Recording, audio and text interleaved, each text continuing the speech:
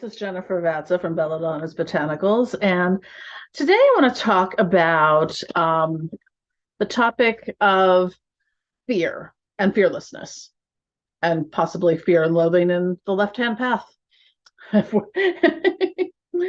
Anyways, I'm a little cheeky tonight, um, so I just want to point out one thing. You might notice sometimes I'm wearing like the same outfit in multiple videos. I often record my videos like three or four, like back to back. So, um, and I don't often think to do wardrobe changes between them, even though I could, although it depends on if I need to do laundry or not. I'm halfway there. But so the topic today I want to talk about, sort of like a twofold topic, is fear and fearlessness. Um, in a couple different ways. And I want to talk about it in the practical application in which working in magic, especially dark magic, working with the demonic divine, and in that and just general practices as such. The other way I want to talk about fear is in communities to be careful when you notice people who seem to present themselves in a way such as to be intimidating and to evoke fear, so as you don't move against that person, or you feel that you have to fall lockstep in line because otherwise they're going to death curse you and your entire family. um that kind of fear. And also the fear of, being cursed. So hopefully I can remember those three things because I did not write them down. I could. Do I have a pen? I have a pen.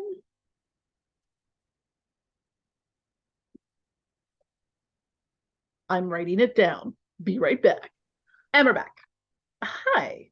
So I had to make a note, so I didn't. It's getting a little late, and sometimes my ADHD sometimes makes me not remember. I'll be like, I have four things, and I'll be like, I remembered three, or I added two more. So, anyways, so the first is the fear of working with the demonic divine or working with dark magic. So leave that at the door. It really, I mean, on occasion, yes, I've had experiences that were scary, but as long as you approach dark magic and working with the demonic divine, not coming from a place of, oh my fucking God, this is terrifying, and, or, just being afraid of these entities. Because it's like when I first started working with Belial, I was told by other people that Belial is terrifying. He is so tough to work with. He is so hard on you. He is so, like, I had just heard all this stuff about how, like, these experiences from practitioners who have been working with in dark magic for decades, and about how Belial is, and stuff like that. And I was a little intimidated, like, here, work with this demon, and oh, by the way, he's gonna, um, that has not been my experience with Belial, or really any of them. And now I've had other experiences that were scary, sometimes because I didn't, early on, before I really started working, I didn't understand the energy, like what the energy felt like. So to me, that felt scary because it was new and it was unknown. But like, I've never felt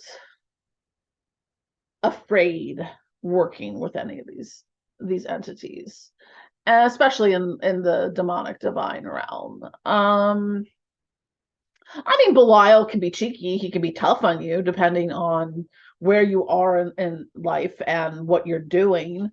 Um, you know, the demonic divine is here to teach us, to help us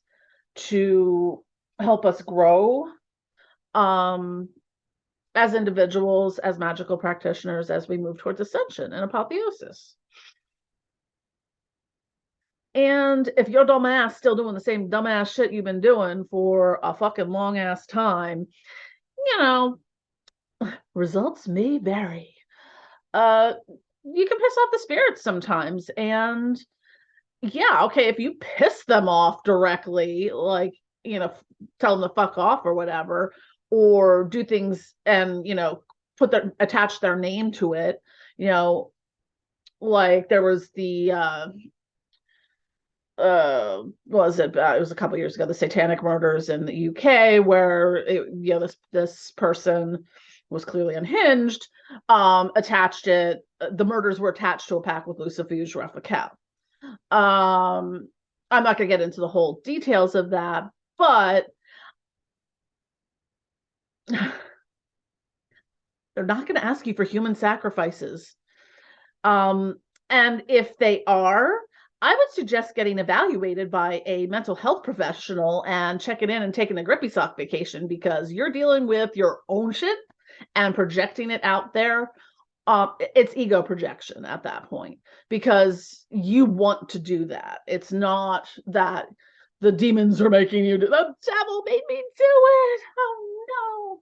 It's not that. You're doing it because you want to do it, and you're just putting that blame and excuse onto entities that are not going to ask you to do that. Sorry. So I hope that person rots in jail. So anyways, fearless, or fear and fearlessness. So being able to approach something, being fearless, is also a way of helping you with your own self-confidence as a practitioner, because we've all had our moments of, am I communicating with the spirit? Am I doing the right thing? Is any of this working? Is this real? Am I crazy? Whatever. So,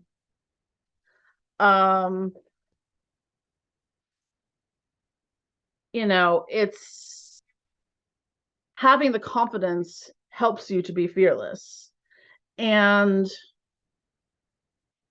approaching these entities, not, cowering in a corner like, please don't hurt me, sir, will go a long way in your workings with them. It's kind of like, if an animal knows that it's afraid of you, you're more likely to be attacked by it. Like, if you act terrified around a dog, it might literally bite you because it's reacting to your energy. So that's one thing to consider. So when it comes to other practitioners and leaders in any type of witchcraft, black magic, dark magic, left hand path, whatever, community, look at ones that present themselves in the way of trying to instill fear on you, that you have to, fall in line lockstep. You have to, think like they do, believe that what they do what they do. And if you question anything, or just be like, hey, yeah, not for me, they're always going to have this reaction of being like, I'm going to curse you and your family to death and generational curse you. And, and this is how they become known, as people who just curse everyone for, piddly shit stuff.